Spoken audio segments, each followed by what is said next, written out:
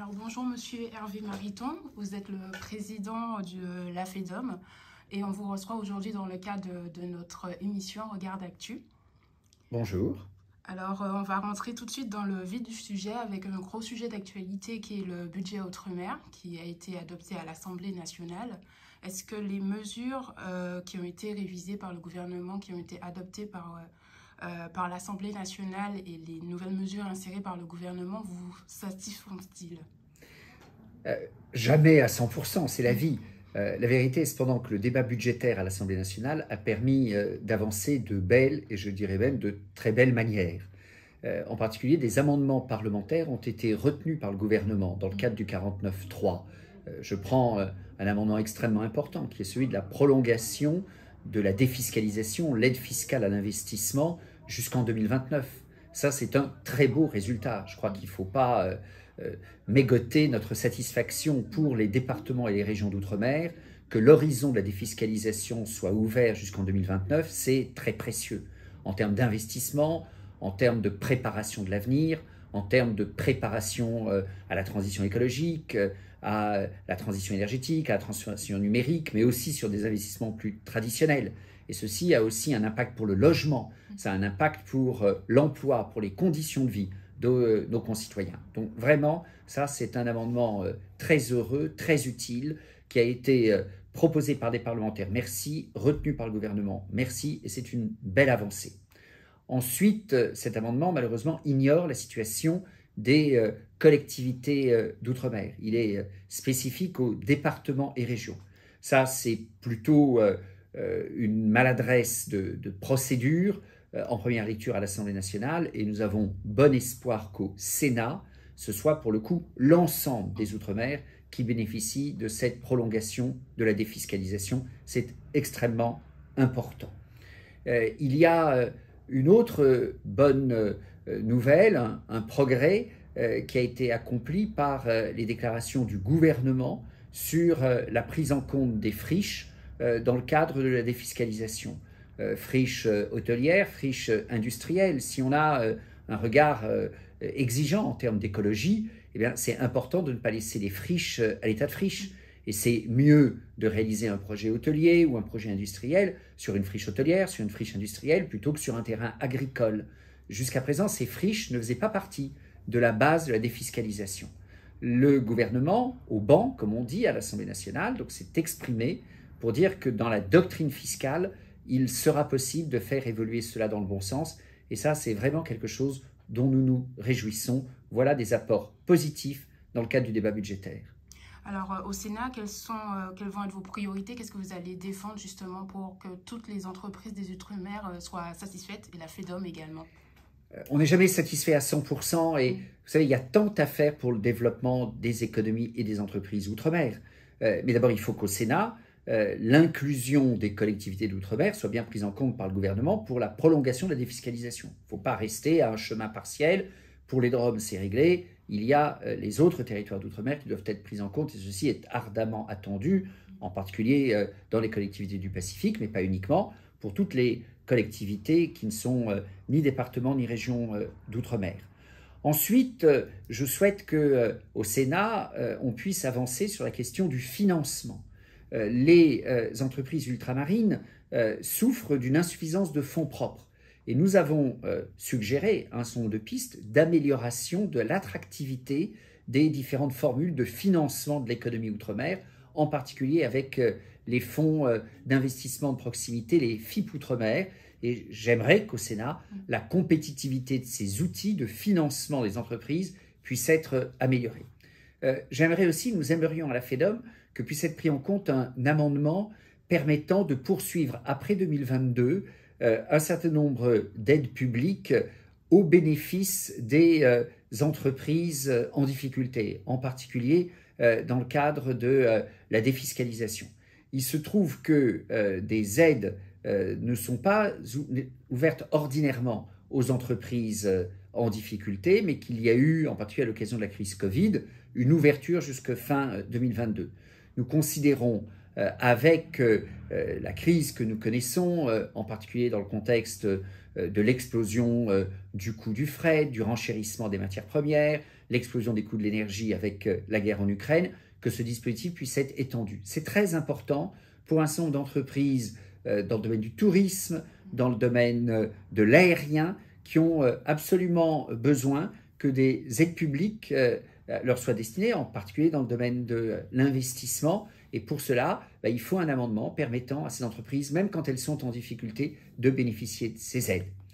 Et puis, le Sénat, ce n'est pas uniquement la loi de finances, c'est aussi la loi de financement de la sécurité sociale. Alors là, il y a eu une bonne nouvelle ces derniers jours, c'est que le Sénat a voté un amendement permettant d'augmenter le niveau d'exonération sociale pour les entreprises du bâtiment et des travaux publics outre-mer. Ça, c'est extrêmement précieux, parce que c'est un secteur qui souffre, et qui souffre vraiment très dur dans la période actuelle.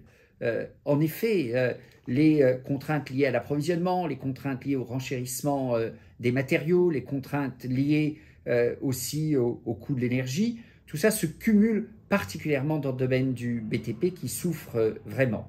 Cet amendement a été adopté au Sénat. Merci à nos amis sénateurs. Malheureusement, avec un avis défavorable du gouvernement. Donc, je ne sais pas ce que sera le destin de cet amendement au-delà, mais ce serait vraiment très bien, et je dirai au gouvernement dans les jours qui viennent, bien sûr, que cet amendement puisse passer l'étape de l'Assemblée nationale. Je le dirai au gouvernement, je le dirai aussi à nos amis députés. D'accord. Vous parliez de soutien aux entreprises, notamment sur le front de l'énergie. Le gouvernement a intégré dans le budget Outre-mer une aide justement pour pallier au surcoût du prix de l'énergie. Selon vous, il devrait encore aller plus loin que cette aide? Oui, enfin plus précisément, c'est un amendement parlementaire aussi que nous avions proposé et qui a été heureusement repris par des parlementaires pour ajouter à l'aide aux entreprises outre-mer face au renchérissement des prix de l'énergie. Vous savez, l'explosion des prix de l'énergie, c'est compliqué pour l'économie partout sur la planète. Mais dans des tissus économiques plus fragiles comme ceux des Outre-mer, avec en particulier des tissus industriels qui sont malheureusement assez modestes, avec des entreprises qui font des choses remarquables, et c'est très méritoire de leur part, mais l'industrie n'est pas hyper développée Outre-mer. Ça, c'est une vérité. On a vraiment besoin d'être très attentif sur ce terrain-là. Et il y a plusieurs difficultés qu'il faut résoudre. D'abord, le gouvernement, France entière, aide les entreprises qui consomment du gaz, confrontées à l'explosion du prix du gaz. Oui, mais le problème, c'est qu'outre-mer, il n'y a pas de gaz. Outre-mer, les process de production sont des process à partir souvent de fuel, de GNR. Or, le prix du fuel et du GNR a beaucoup augmenté, et rien dans le dispositif gouvernemental jusqu'à présent ne permet d'aider cette augmentation importante des prix du fuel et du GNR. Donc ça, c'est une partie de notre combat. Aujourd'hui, là-dessus, on n'a toujours pas de réponse de la part du gouvernement. Et autant je remercie le gouvernement sur les progrès faits au projet de loi de finances, j'attends la confirmation des progrès sur la loi de financement de la sécurité sociale. Sur l'énergie, aujourd'hui, le compte n'y est pas. Donc le fuel, le GNR, n'est toujours pas pris en compte. Et puis il y a un deuxième sujet qui est celui de l'impact de l'augmentation du prix de l'électricité, sur lequel un certain nombre d'acteurs de la vie économique et des citoyens sont protégés par les tarifs régulés, mais pas tout le monde et pas de manière suffisante. Et on a en particulier une difficulté grave s'agissant des fournisseurs d'eau. On a été saisi de la question à La Réunion, mais elle vaut plus largement, où l'augmentation des prix de l'électricité met en cause la rentabilité des entreprises qui sont présentes sur le secteur de la préparation de l'eau, la rendre potable, et la distribution de l'eau. Et ça, c'est extrêmement grave. C'est grave pour les entreprises, mais à moyen et long terme, c'est évidemment grave pour les citoyens en termes de défense du pouvoir d'achat et de défense évidemment d'un service tout à fait essentiel pour la population. Il y a des aides qui ont été mises en œuvre par le gouvernement pour écrêter l'impact de l'augmentation du prix de l'électricité, mais c'est compliqué et c'est tout à fait insuffisant pour couvrir la situation concrète, matérielle, très quotidienne des entreprises de fourniture d'eau. D'accord. Toujours dans ce domaine de l'énergie, le gouvernement a appelé à faire plus de sobriété énergétique. C'est vrai que les Outre-mer sont très dépendants des énergies liées au pétrole, mais aussi, ce sont aussi des territoires qui, par les énergies renouvelables, ont du potentiel. À la FEDOM, comment vous travaillez cette question justement de l'énergie, de la question des énergies renouvelables auprès des entreprises?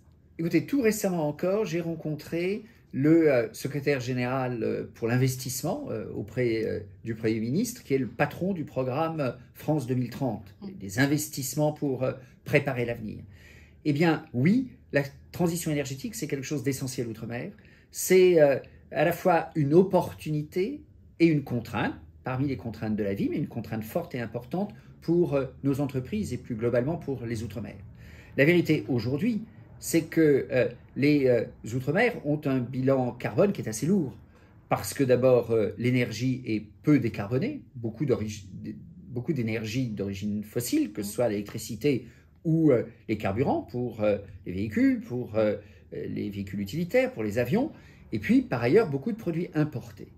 Eh bien, la réponse, elle consiste d'abord à encourager une production locale pour faire en sorte qu'il y ait moins d'importations et que globalement, l'ensemble de la consommation locale soit moins chargée en carbone, en empreinte carbone du fait de l'importation des produits.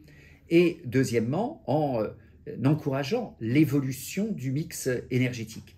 Et ça, nous le faisons de différentes manières, en discutant avec les adhérents de la FEDOM, à l'ensemble des organisations, des entreprises que nous représentons, en les encourageant à aller sur ce terrain, en plaidant aussi auprès des pouvoirs publics pour que, par exemple, les investissements au profit des énergies renouvelables soient mieux pris en compte dans différents domaines.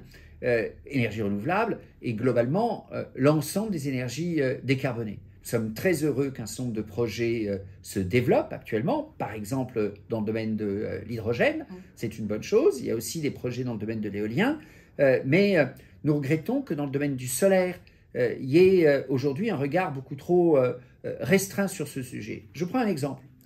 Une entreprise aujourd'hui qui investit dans son outil industriel, réalise de nouveaux équipements, eh bien, si elle met un système énergétique à base d'énergie polluante, sera aidée dans le cadre de la défiscalisation. Si par contre, l'énergie qu'elle prépare pour son nouvel équipement, c'est une énergie à base de solaire, de panneaux photovoltaïques, eh bien, elle ne sera pas aidée sur ce terrain-là. Il y a là quelque chose d'absurde.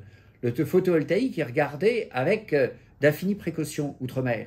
Il faut des règles, il faut un encadrement, il faut éviter les surfacturations, que quelque part l'aide publique soit captée en chemin.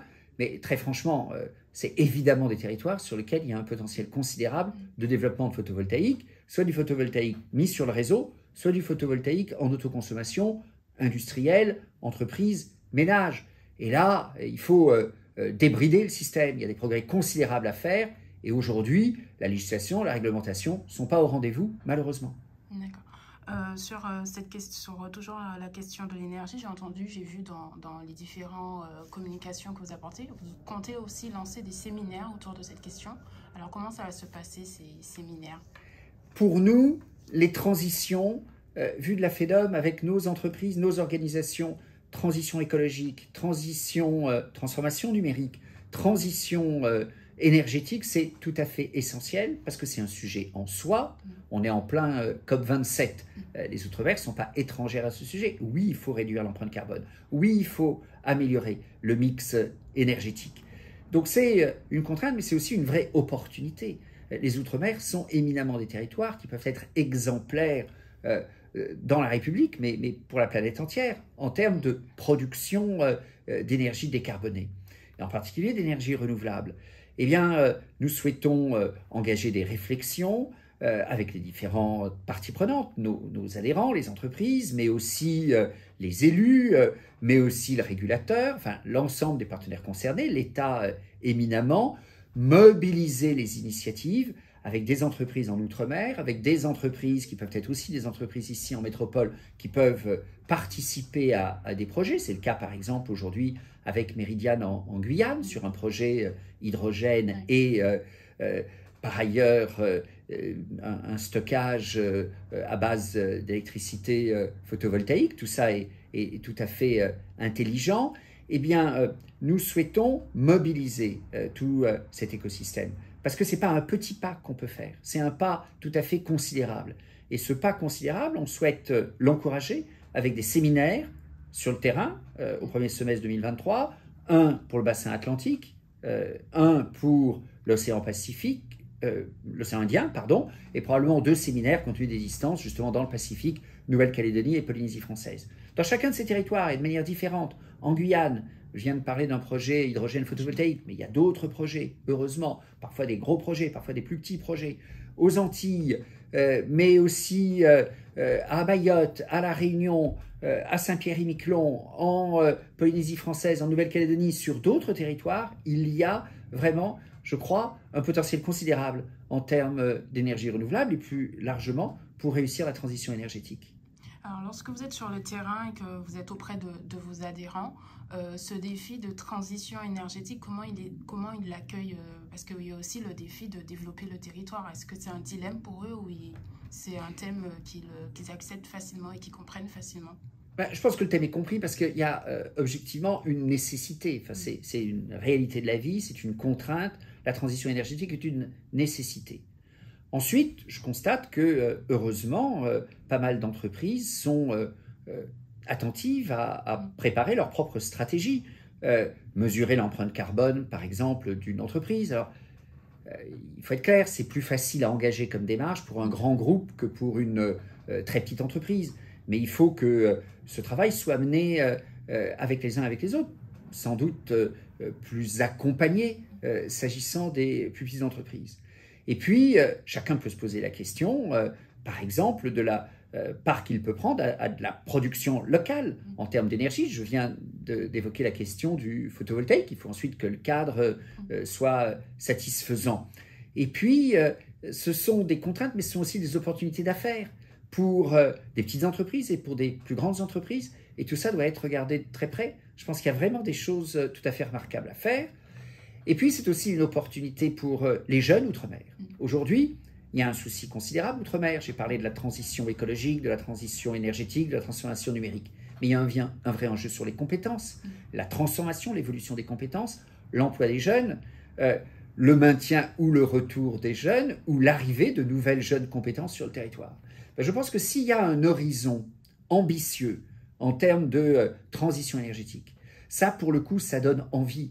On n'est pas sur une activité déclinante, on n'est pas sur quelque chose où on se dit je suis là-dessus pendant un an, mais qu'est-ce que ça va devenir? Évidemment, les emplois dans la vie évoluent, les compétences évoluent, les gens ont une trajectoire, mais il vaut mieux démarrer dans un secteur en avenir que dans un secteur en récession. Eh bien, un jeune ultramarin, rentrant de métropole, venant de métropole, peut se dire raisonnablement, dans le domaine de la transition énergétique en particulier, mais c'est vrai dans l'économie circulaire, c'est vrai dans la transformation numérique, et c'est vrai aussi sur un certain nombre de domaines plus traditionnels, il y a un avenir dans des entreprises, il y a des emplois à voir se développer outre-mer. Je le dis dans une interview, évidemment, quand on est colleté avec la vie sur le terrain, c'est un peu plus difficile que d'en parler comme ça. Mais il y a un vrai sujet, ça vaut la peine d'y aller. C'est une de nos responsabilités de la FEDOM d'encourager l'ensemble de l'écosystème à mettre de l'énergie là-dessus, justement.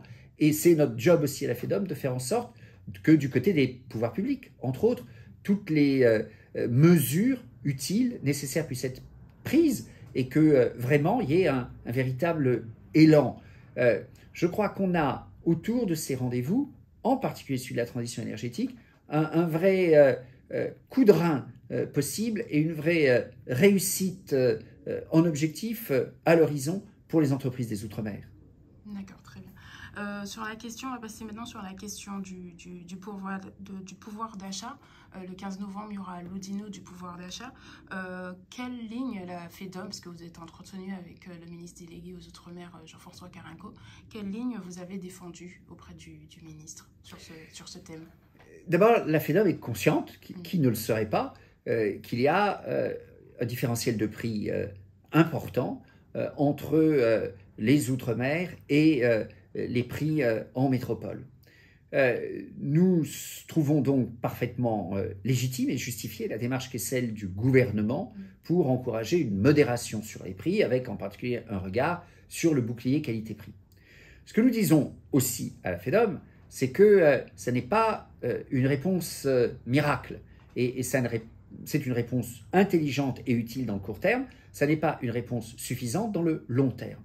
La réponse de long terme, elle est sur d'autres terrains complémentaires. Donc je ne conteste pas l'approche bouclier qualité-prix, mais je dis qu'il y a des enjeux complémentaires importants. Ce qu'on vient d'évoquer, le développement de l'activité, c'est quoi le sujet de nos concitoyens? C'est le pouvoir d'achat. Le pouvoir d'achat, c'est les prix. Donc, s'il y a une modération sur les prix, ça se prend, mais c'est aussi les revenus. Et les revenus, c'est pas la même chose si vous êtes au chômage ou si vous avez un boulot. Les revenus, c'est pas la même chose si vous avez un boulot dans un secteur qui se développe et qui a une capacité vers l'avenir, ou dans un secteur qui vit des moments très difficiles.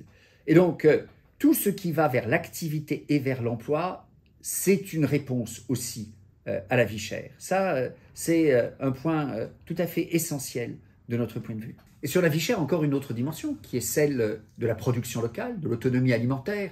Il faut s'entendre sur les mots. L'autonomie alimentaire, ça ne veut pas dire que tout peut être produit sur un même territoire, quel qu'il soit. Mais ça veut dire, en tout cas, que s'il y a davantage de production localement dans de bonnes conditions économiques, et bien alors, par construction, on n'est pas soumis à l'explosion des coûts du fret, on n'est pas soumis aux marchés internationaux avec leur volatilité, leurs augmentations comme on les subit actuellement. Ça vaut aussi sur la production industrielle. Donc, davantage de production locale, c'est aussi un élément de la stratégie contre la vie chère. Donc, globalement, contre la vie chère, il y a les éléments d'affichage au supermarché, et ça a sa place. Mais il y a les éléments structurels, plus d'activité, plus de production locale. Ça peut faire que du bien. Toujours dans la conduite du gouvernement, est-ce que pour vous, le gouvernement, ce nouveau gouvernement, a fait de la création de valeur, de richesse en Outre-mer un étendard fort? Est-ce que pour vous, il remplit les objectifs selon les mesures qui vous ont été présentées ou les annonces faites? Est-ce que pour vous, ça va dans le bon sens? Ce gouvernement est en place depuis 4 mois. Donc je crois qu'il faut s'abstenir d'avoir un jugement définitif en 4 mois. Ce que je constate, c'est qu'il y a des éléments positifs. La prolongation de la défiscalisation et qu'il y a un débat qui est annoncé pour les mois qui viennent sur le contenu de la défiscalisation. Nous souhaitons que ce contenu reste très ambitieux, à la fois sur les secteurs prioritaires, les engagements nouveaux, on l'a dit, l'écologie, l'énergie, le numérique, et qu'aussi on reste très aidant à l'égard d'activités plus traditionnelles, plus classiques, qui ont le mérite d'exister dans des contextes économiques difficiles depuis longtemps. Donc, acte 1, ce qui s'est passé ces derniers mois, et en particulier ces dernières semaines, était favorable. Acte 2, le contenu de la défiscalisation, ça se regarde dans les débats des mois qui viennent. Il faut en particulier que les procédures restent simples, efficaces, rapides. En France, malheureusement, on est souvent trop long dans les procédures. Nous discutons de cela avec Bercy pour faire en sorte d'accélérer les procédures. On a aujourd'hui, avec la défiscalisation, un outil qui est relativement fluide tout de même. Faisons en sorte à la fois de l'orienter de manière intelligente, mais de ne pas le rendre inaccessible, trop compliqué ou quelque part barré pour les plus petites entreprises. Or, en Outre-mer, il y a beaucoup de TPE. Ensuite, la création de richesse, il faut que ce soit vraiment l'association des entreprises à ceux qui se préparent et ceux qui se décident. Le gouvernement dit réfléchir à l'avenir des contrats de convergence. Nous voulons absolument, nous avons fait cette proposition parmi les propositions de la FEDOM au moment des présidentielles législatives, on en a reparlé avec le gouvernement, que les entreprises, par exemple les chambres de commerce, les chambres de métiers, soient signataires, je pense que les chambres d'agriculture le seraient aussi, signataires de certaines des dimensions de ces contrats de convergence pour bien marquer la concertation et l'engagement du monde économique. Et puis à la FEDOM, pour tout vous dire, nous souhaitons vraiment qu'il y ait un engagement dans la durée pour le développement économique, un engagement qui mobilise tous les partenaires, un engagement qui est un regard global. Et ça s'appelle une loi de programmation pour le développement économique des Outre-mer. Nous avons défendu cela au moment des présidentielles et des législatives, et nous continuons de le défendre auprès du gouvernement, pas par fétichisme, pas juste pour le mot loi de programmation, mais parce que l'intérêt d'une loi de programmation, c'est d'avoir un regard global. L'intérêt d'une loi de programmation, c'est d'obliger à une concertation solide. L'intérêt d'une loi de programmation, c'est d'avoir un engagement dans la durée et d'assurer une certaine stabilité qui est nécessaire à l'investissement. L'intérêt d'une loi de programmation, je reviens sur la globalité, c'est la globalité des secteurs, c'est aussi la globalité des outils. Les outils, c'est les outils de financement, j'en ai parlé tout à l'heure. C'est regarder dans la loi de programmation comment on mobilise le mieux des outils comme France 2030 en termes d'investissement d'avenir. Donc, cette création de richesse, nous pensons qu'une loi de programmation serait utile. Ce n'est pas suffisant une loi de programmation, ça ne règle pas tous les problèmes, c'est clair. Mais ça peut être une belle énergie supplémentaire pour le développement des entreprises, pour le développement donc des économies des sociétés locales, et en particulier pour l'amélioration de la situation de l'emploi, qui en a vraiment besoin outre-mer. D'accord. Autre sujet que vous défendez ardemment, la question des délais de paiement, notamment auprès des collectivités locales. Le gouvernement a abondé les contrats quorum. Pour vous, ça va dans le bon sens ou faut-il aller encore plus loin? C'est encore une proposition que la FEDOM a faite, qui a été reprise par des parlementaires, que le gouvernement a retenue dans le cadre du 49.3, merci, qui est davantage de contrats avec les collectivités locales l'an prochain pour faire en sorte qu'il y ait de meilleurs délais de paiement pour les entreprises. La vérité, c'est qu'on est là sur un problème gravissime. Il y a un certain nombre de collectivités dont les délais de paiement sont convenables, satisfaisants, donc il ne faut pas dire que c'est le problème de toutes les collectivités. Il y a un certain nombre de bonnes pratiques, et tant mieux, et ces bonnes pratiques existent outre-mer. Malheureusement, à côté de ces bonnes pratiques, il y a un nombre important de collectivités locales, parfois importantes, mais c'est aussi malheureusement le cas des hôpitaux qui sont sous la tutelle de l'État, je dois le rappeler, dont les délais de paiement sont absolument excessifs. Et ça, c'est à la fois extrêmement pénalisant pour les entreprises, mais c'est aussi une cause de vie chère. Parce qu'en vérité, une entreprise qui anticipe qu'elle va être payée lentement et mal, elle ne fait pas de la philanthropie, elle l'intègre dans ses prix. Donc la vie chère, c'est aussi améliorer la situation des délais de paiement. D'accord, très bien. Sur la question, vous évoquez aussi comme thème fort au sein depuis que vous êtes à la présidence de la FEDOM, la question de la formation et de l'emploi des jeunes. Quelles sont les différentes mesures que vous prenez et comment vous travaillez avec vos adhérents sur ces thèmes? D'abord, mobiliser nos adhérents qui le sont naturellement, parce qu'ils se posent bien la question de l'évolution des compétences, de la transformation des compétences, de la difficulté de recrutement, parfois outre-mer, de cette incohérence profondément insatisfaisante qui consiste à avoir à la fois des problèmes de recrutement, mais aussi beaucoup de personnes, et malheureusement beaucoup de jeunes, sans emploi, et donc cette difficulté à bien concilier les deux côtés du marché du travail.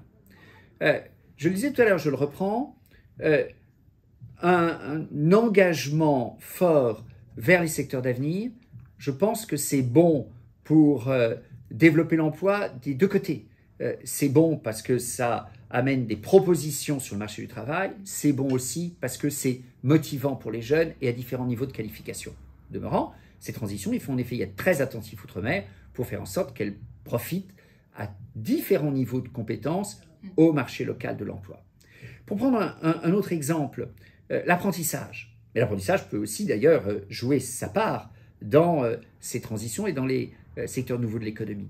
Mais l'apprentissage, ça a sa place dans tous les secteurs. Et j'étais récemment à la fois à l'anniversaire de la Chambre des métiers de Martinique, les 50 ans de la Chambre des métiers, et la réunion de l'ensemble des chambres de métiers des Outre-mer. Cette réunion avait lieu à Fort-de-France. Eh bien, j'ai développé, c'est manifestement une idée qui intéresse bien les chambres de métiers, que l'idée que les mesures exceptionnelles que le gouvernement a prises pour encourager l'apprentissage, qui font qu'un apprenti aujourd'hui dans une entreprise, ça coûte assez peu à l'entreprise, eh bien que ces mesures, compte tenu de la situation de l'emploi outre-mer, qui est particulièrement dégradée par rapport à la métropole, que ces mesures puissent être prolongées outre-mer. Donc prolonger le dispositif très incitatif à l'apprentissage que l'on connaît aujourd'hui outre-mer, ça c'est vraiment quelque chose qui nous paraît extrêmement important. Accompagner aussi les plus petites entreprises dans l'apprentissage, parce que ce n'est pas toujours simple d'embaucher et d'encadrer un apprenti, mais l'économie outre-mer, c'est beaucoup de TPE ou de très très petites entreprises même. Eh bien, comment favoriser l'apprentissage dans cette partie-là tout à fait importante de l'économie. Puis je vais vous donner une troisième piste, qui est celle, on a toujours un peu de pudeur à évoquer ça, mais du travail informel, comme on dit les choses pudiquement, les jobbers, comme on les désigne parfois. Ben, nous avons fait une proposition à URSSAF, au gouvernement, au CGSS sur le terrain, c'est d'assouplir le dispositif qu'on appelle TESE, titre emploi-service en entreprise, c'est l'équivalent du CESU qu'on connaît, ou du titre emploi-service en agriculture, eh bien, faciliter le recours à ce dispositif outre-mer, faire en sorte que les entreprises outre-mer puissent avoir quelques emplois, parfois mêlés à des emplois de statut plus classique, mais qui puissent être embauchés dans les conditions très simples et très incitatives du TESE. Je pense que c'est fondamental pour encourager les plus petites entreprises à embaucher leurs premiers salariés. Et c'est fondamental aussi pour apporter de la souplesse dans différents secteurs de l'économie, embaucher en thésée un personnel saisonnier, un personnel exceptionnel dans l'hôtellerie, dans la restauration, dans d'autres activités sur lesquelles il peut y avoir des surcroîts exceptionnels d'activité. Et je pense que ça peut être un outil tout à fait utile de résorption, d'intégration dans le marché du travail de ce qu'on appelle aimablement le travail informel, les jobbers. D'accord. On arrive déjà à ma dernière question. Les entreprises ultramarines ont vécu 2 ans d'années de Covid. Là, on est en pleine crise énergétique et d'évolution vers la transition énergétique. Sur le terrain, quand les adhérents discutent avec vous, est-ce que vous sentez un certain réticence, scepticisme pour les années à venir, ou ils sont confiants? Il y a un assez gros degré d'incertitude quant à la situation actuelle. Les crises successives, Covid et les conséquences du Covid ne sont pas épongées.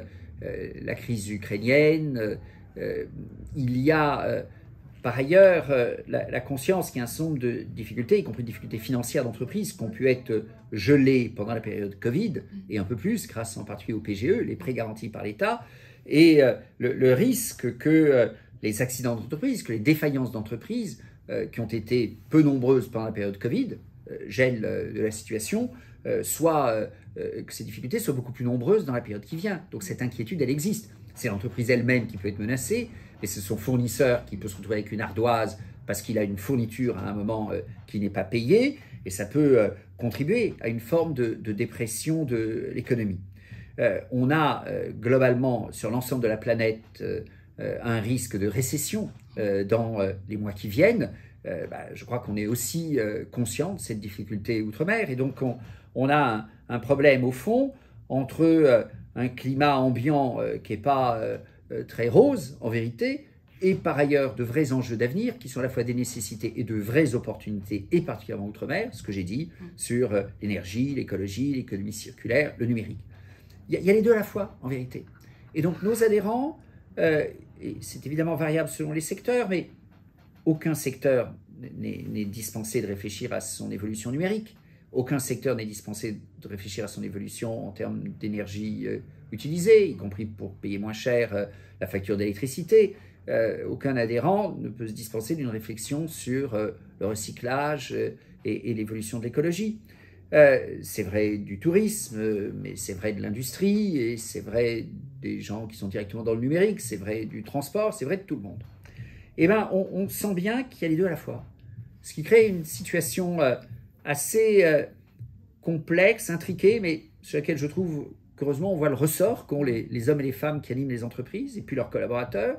C'est qu'il y a à la fois du souci, beaucoup de mourons, de l'inquiétude, parfois très concrète, l'explosion des prix de l'énergie, et qu'en même temps, on voit bien qu'il y a des perspectives et des opportunités d'affaires. Alors, le problème est de savoir ce qui domine l'un et de l'autre. La préparation de l'avenir, il se trouve que ça prend du temps, ça a besoin d'être structuré. Mais on y est. Les difficultés structurelles immédiates, ça pourrait être réglé assez vite en vérité. Le gouvernement pourrait prendre des décisions assez vite. Mais parfois ça traîne. Les problèmes de l'énergie pour les entreprises des Outre-mer. La prise en compte du problème de la compétitivité du bâtiment aujourd'hui. C'est des choses dont on parle depuis des mois et des mois. Plusieurs mesures, je suis confiant, finiront par être prises. Mon Dieu, pourquoi est-ce qu'il faut autant de temps pour atterrir et pour conclure sur des choses dont certaines, je suis assez confiant, finiront par aboutir? C'est ça qui est dommage. C'est le rendement du système, l'efficacité, la vitesse avec laquelle on va. Sur la préparation de l'avenir, il faut aller le plus vite possible. Mais on sait bien aussi qu'il y a des stratégies à établir. Sur le colmatage des difficultés du moment, ça devrait être moins compliqué en vérité. Les enjeux financiers sont potentiellement moins lourds. Et bien, je dirais à ceux qui nous écoutent collectivement qu'on se mobilise pour que ça aille plus vite. Et nous, à la FEDOM, on prêche pour ça.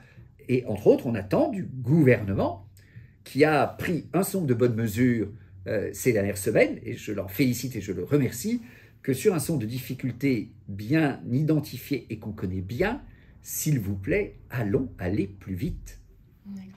Un petit mot pour la fin, revenir sur une thématique que vous auriez aimé entrer plus en profondeur, ou un message pour vos adhérents ou les personnes qui nous écoutent. D'abord, ceux qui nous écoutent ne sont pas tous des personnes impliquées au quotidien dans la vie économique. Elles le sont en tant que consommateurs, mais c'est pas toujours. Il y a, parmi vos spectateurs, il n'y a pas que des chefs d'entreprise ou des salariés d'entreprise. Pour bien dire combien ces enjeux d'entreprise sont essentiels. Et combien ces sujets, en vérité, ce n'est pas le sujet des autres, mais c'est des sujets qui intéressent l'emploi, l'avenir des territoires. On est vraiment sur des sujets essentiels. Quand je dis souvent qu'il n'y a pas d'avenir des Outre-mer sans avenir et développement des entreprises, ce n'est pas juste un slogan comme ça, c'est une conviction absolue. On est sur des territoires où la part de l'entreprise dans le produit intérieur brut est insuffisante. Si on veut que ces territoires se développent et un avenir, que cet avenir soit beau, il faut absolument que la part du secteur marchand dans le produit intérieur brut augmente. Et moi, je milite pour ça.